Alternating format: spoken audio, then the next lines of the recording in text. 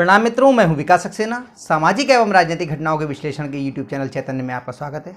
आप देख रहे हैं विकास की बात। इन दिनों दुनिया भर में जहां जहां भी छुप करके भारत विरोधी षड्यंत्र रचने वाले और भारत में आतंकी घटनाओं को अंजाम देने वाले आतंकवादी छुपके बैठे हुए हैं, उनमें भारी दहशत है।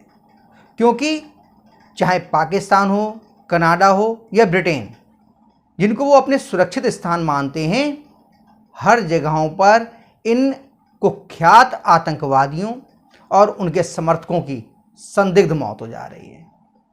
कोई अज्ञात हमलावर उनको मार डाल रहा है या वो अस्पताल में अज्ञात रूप से अज्ञात कारणों से मौत का शिकार हो जा रहे हैं। आरोप ये लगाए जा रहे हैं कि इन हत्याओं के पीछे भारतीय खुफिया एजेंसी रॉ का हाथ है।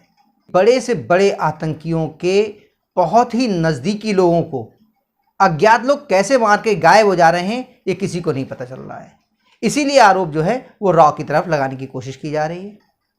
कल यानी कि 1 अक्टूबर को कराची में मुंबई में जो हमले हुए थे उसके मास्टरमाइंड और लश्कर-ए-तोयबा के चीफ हाफिज सईद का बिल्कुल नज़दीकी दायां हाथ माने जाने वाला कैसर फारूक, उसको अज्ञात लोगों ने पीछे से गोली मार के बुरी तरह भून दिया और उसे मौत के घाट उतार दिया।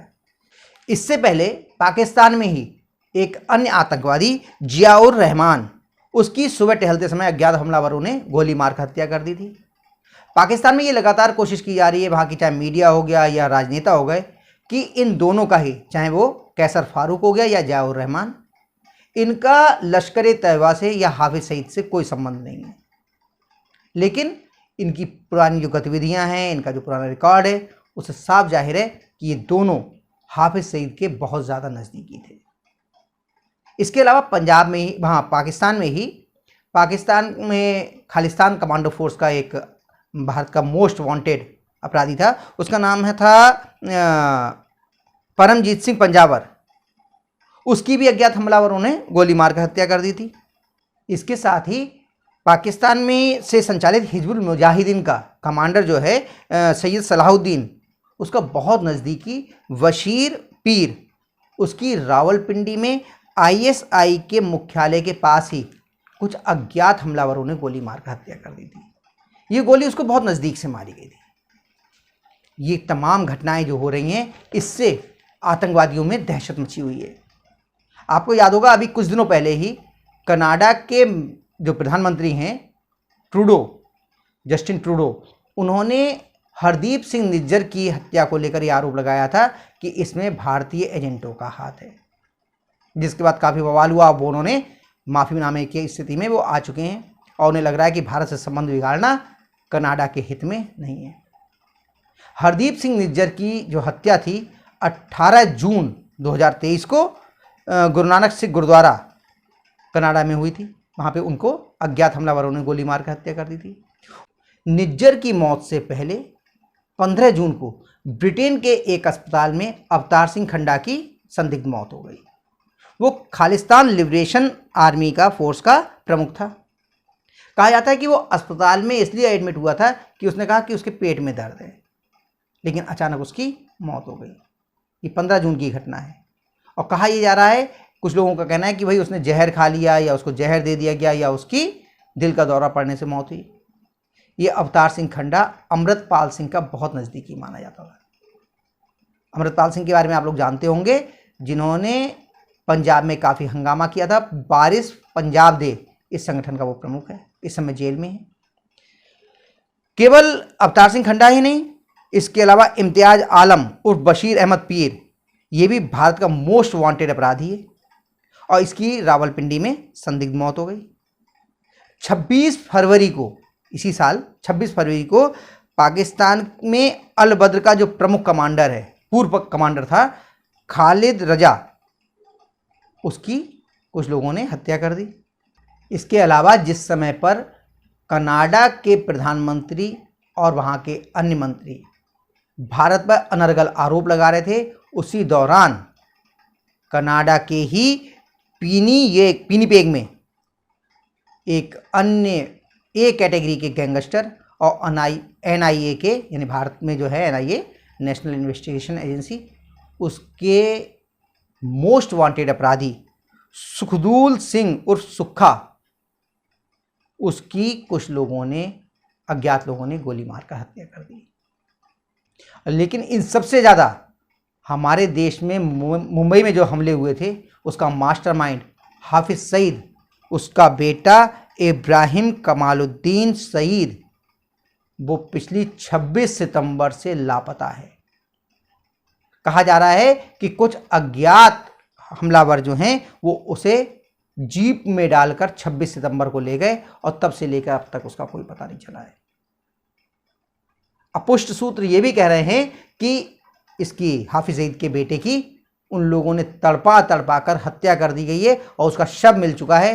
लेकिन जो लोग भारत के खिलाफ युद्ध छेड़े हुए हैं, जिहाद कर रहे हैं, उनका मनोबल ना टूटे, इसलिए इस हत्या को छिपाया जा रहा है।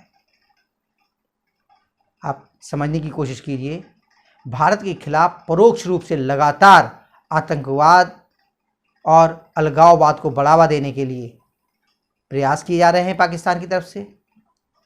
खालिस्तान उसको जिंदा ही पाकिस्तान ने पैसे देकर, हथियार मुहैया कराकर उसी ने जो है जिंदा रखा है।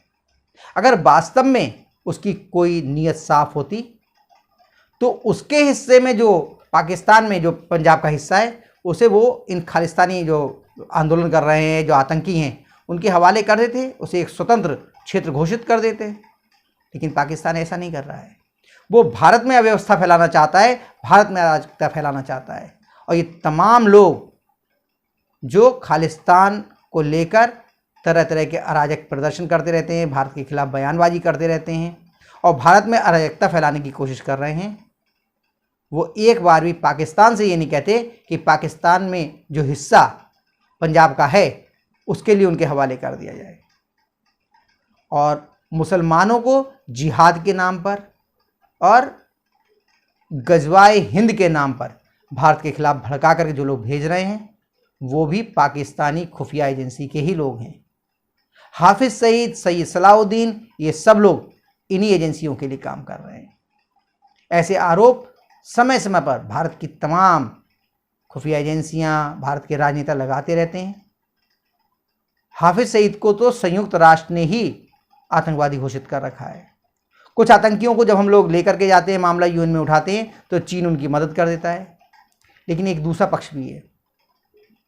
हाफिज सईद को 31 साल की सजा हुई है आतंकवाद के मामले में, पाकिस्तान की ही कोर्ट ने की है।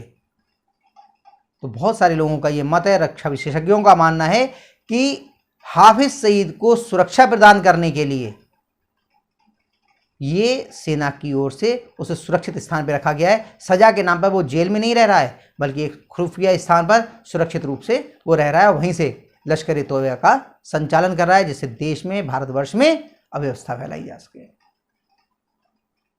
लेकिन कुल मिलाकर अब सईद का ही बेटा जिस तरह से अपहृत हुआ है, सईद के ये जो नज़दीकी कमाल फारूक हो गए या जिया रहमान हो गए, इनकी जिस तरह से हत्या हुई है, जिस तरह से भारत के खिलाफ षड्यंत्र रचने वाले आतंकवादी दुनिया में चाहे कहीं पर भी बैठे हों, चाहे वो कैसर फारूक हो गए, जियाउर रहमान हो गया, परमजीत सिंह पंजावर हो गया, या फिर हरदीप सिंह निज्जर, अवतार सिंह खांडा, ये तमाम लोग हो गए।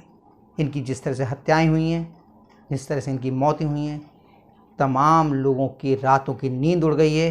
वो दहशत के मारे दुबके दुबके घूम रहे हैं, समय समय पर अपने स्थान बदल रहे हैं, अपनी लोकेशन चेंज कर रहे हैं। हालांकि भारत ने साफ कहा है कि भारत इस तरह के छद्म युद्ध में विश्वास नहीं रखता है। हम लोगों ने देखा भी है कि जब देश के खिलाफ कुछ आतंकियों ने ऐसी शर्मनाक घटनाएं की, हमारे सुरक्षा दलों पर हमला किया, तो हमने आतंकियों को नेस्तनाबूद करने के लिए सर्जिकल स्ट्राइक की, एयर स्ट्राइक की।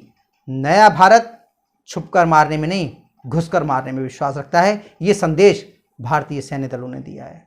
लेकिन इसके बावजूद अगर उनको लगता है कि ये घटनाएं रॉ द्वारा करवाई जा रही हैं, तो ये खौफ भी अच्छा है, क्योंकि जब आतंकी खौफ में रहेंगे, तभी देश की सीमाएं सुरक्षित रहेंगी, देश के शहर सुरक्षित रहेंगे। तो आज के अंक में बस इतना ही, अगले अंक में हम लोग फिर मिलेंगे, तब तक के लिए अनुमति दीजिए। आपसे अनुरोध है कि अगर आपको ये वीडियो पसंद आया हो तो इसे लाइक कीजिए, शेयर कीजिए, और हाँ, अगर आप इस चैनल पर नए हैं तो आपसे ये भी अनुरोध है कि इस चैनल को सब्सक्राइब करने के बाद नोटिफिकेशन का बेल आइकन जरूर दबाइए। धन्यवाद, प्रणाम।